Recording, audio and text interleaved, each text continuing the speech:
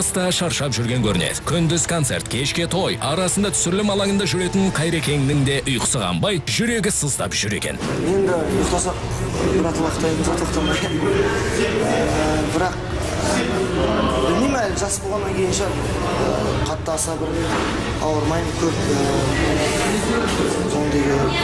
ауырмаймын негізі. Анда-санда бір демалып жатқаным болмаса, осы жақында бір 10 күн жаттым.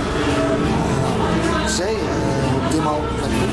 Ауырып еміз дегенше, ауырмаудың жолын ізде дейтін еді қазақ. Алайда бұл мақал өнер адамдар үшін айтылмаған сынды. Оған дәлел, тоқтамай жұмыс істейміз деп, ауруханадан бірақ шыққан Төреғали Төрәлі мен Қайрат Нұртастың қазіргі күйі дәлел. Тіпті денсаулығы сыр берген қос әнші үлкен сахнадан кетеді екен дегенде қауесет жүрді. Ал әнші жігіттер болса, өздері жайында айтылатын мұндай сөздерді күліп қана қабылдады.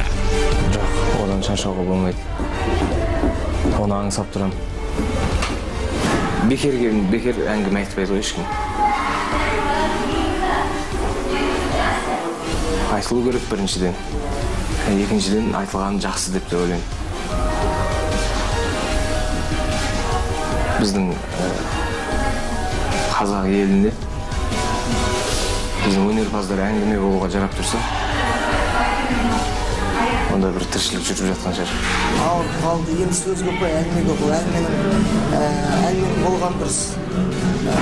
Мен жайлы әңгіме болса, мен қуанам, рахаттанам.